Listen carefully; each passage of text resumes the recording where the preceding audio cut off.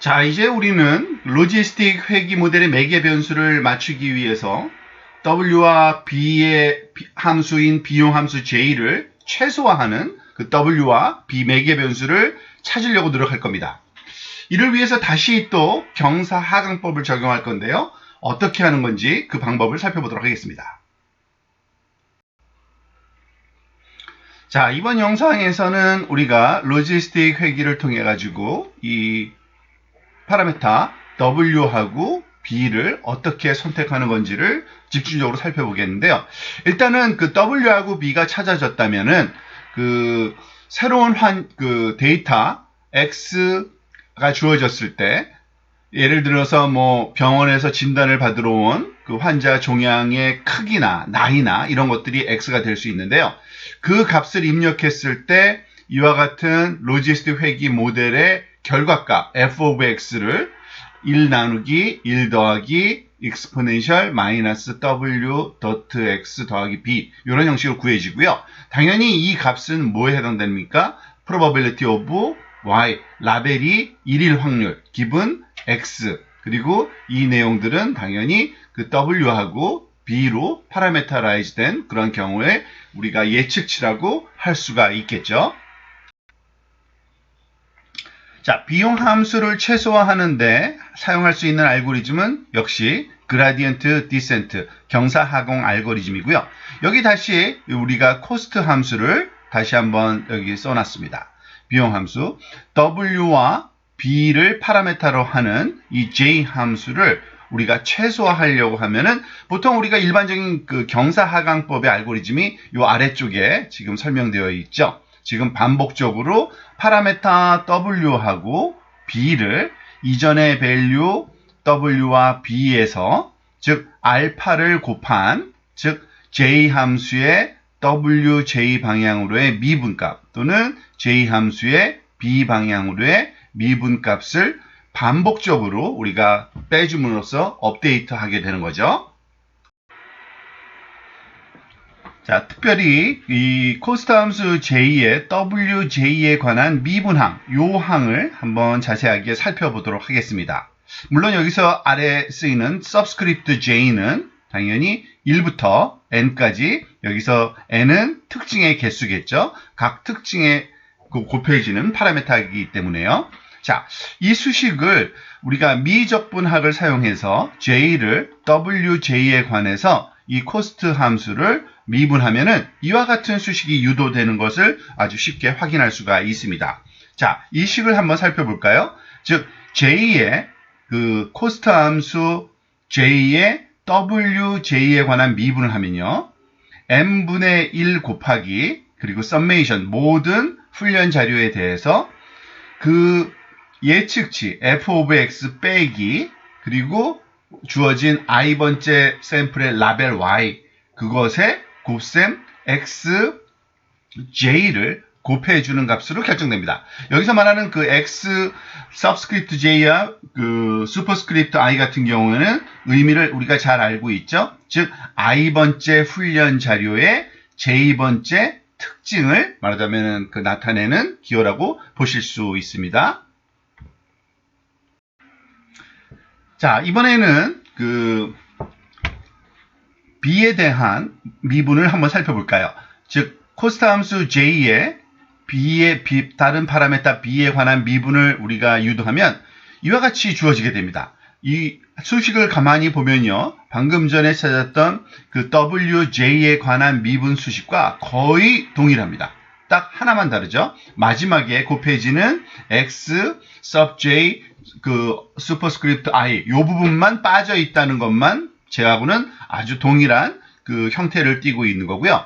그리고 물론 이 반복되는 과정은 그 동시 업데이트를 해야 됩니다. simultaneous 업데이트를 해야 되는 걸 아실 겁니다. 그 얘기는 즉 오른쪽에 있는 이 내용을 동시에 한꺼번에 계산을 한 후에 같이 이 업데이트를 해야 된다는 그러한 그 구현 알고리즘에 대해서는 이미 설명을 들은 것과 마찬가지입니다.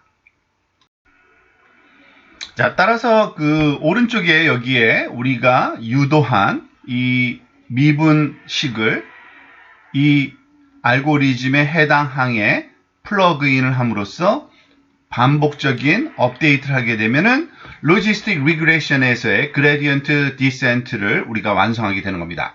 자, 그런데 여기에서 조금 이상하다라고 생각되는 부분이 있을 겁니다. 자, 그게 무슨 말이냐면요. 지금 보면은 이 두 방정식이 선형회귀에서 우리가 이전에 사용했던 그 알고리즘과 거의 똑같아 보인다는 얘기입니다. 그쵸? 지금 WJ를 업데이트하는 방법은 WJ에다가 빼기 알파 곱하기 n분의 1 요 오차값 곱하기 x값, 그리고 B 같은 경우에는 B 빼기 알파 곱하기 말하자면 평균 오차, 그죠? 너무나도 똑같다는 얘기인데 사실은 동일해 보이기는 합니다. 하지만 실제로는 동일한 게 아닌 게 이 선형회귀와 이 로지스틱 회귀에서 사용하는 이 f of x 요 수식의 정의가 다르다는 겁니다. 즉 선형회귀 같은 경우에는요, f of x가 우리가 어떻게 정의했냐면 wx 더하기 b로 정의했고요. 그리고 로지스틱 회귀 같은 경우에는 f of x가 시그모이드 함수의 입력으로 wx 더하기 b가 사용된다는 것이 다릅니다. 그래서 f of x 정의가 이 부분과 이 부분의 정의가 다른 관계로 동일하지 않은 완전히 다른 알고리즘이라는 것을 우리가 알 수 있게 해줍니다. 하지만 이 업데이트에 사용되는 그 f of x가 정의가 다르다는 걸 빼고는 그 선형회귀에서 사용되던 그라디언트 디센트에 우리가 그 몇 가지 특징들이 있었는데요. 그것들이 그대로 이 로지스틱 회귀에도 적용된다고 보시면 됩니다. 즉 어떤 것들이 있었냐면 우리가 러닝 커브를 보면서 그라디언트 디센트가 진짜 수렴하고 있는지를 확인하는 과정이 필요했죠. 똑같습니다. 역시 마찬가지로 그 로지스틱 회귀에서도 선형 회귀와 마찬가지로 아이터레이션이 계속 증가함에 따라서 비용값이 일정하게 계속 감소하는지 그것을 확인해서 컨버전스를 우리가 보장받을 수 있고요. 또 하나, 벡터라이즈드 임플리멘테이션을 함으로써 스피드업이 우리가 얻을 수 있었는데 똑같습니다. 이것도 로지스틱 회귀에서도 마찬가지로 벡터라이즈드 임플리멘테이션을 우리 numpy 어레이를 써서 함으로써 훨씬 더 빠른 그러한 그 계산을 얻어낼 수가 있습니다. 또 기억하실 겁니다. 우리가 피처 스케일링이라는 방법을 사용한 적이 있죠. 즉 입력으로 사용되는 특징들의 그 범위가 굉장히 다를 경우에는 거의 비슷한 범위인 0과 1 사이 또는 마이너스 1과 1 사이의 그러한 그 레인지로 다시 재조정해주는 그런 과정을 통해서 이 반복되는 그라디언트 디센트의 수렴 속도를 빠르게 할 수 있었는데요. 이 로지스틱 리그레션에서도 똑같이 그러한 그 방법론이 적용될 수 있다고 보시면 되겠습니다. 자, 그리고 이 강의 뒤에 따라 나오는 그 랩도 여러분들이 실행을 반드시 해보시기를 권장드리는데요.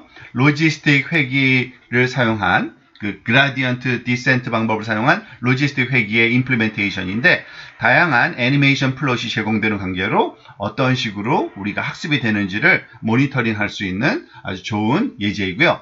또한 우리가 이와같은 numpy를 쓰지 않고 그 scikit-learn이라는 그 라이브러리가 또 있는데요. 이 scikit-learn을 사용하면은 이 로지스틱 회귀를 굉장히 간단하게 함수 그 호출로 이룰 수가 있는데 그러한 예제도 함께 살펴봐서 여러분들이 로지스틱 회귀가 어떤 식으로 적용될 수 있는지 그 구현하는 방법에 대한 다양한 방법론을 이제 공부하게 될 겁니다. 자, 이로써 이제 아주 강력하고 널리 사용되는 학습 알고리즘인 로지스틱 회귀, 분류에 많이 사용되는 알고리즘을 이제 직접 여러분들이 작동시키는 방법까지 공부해 보았습니다.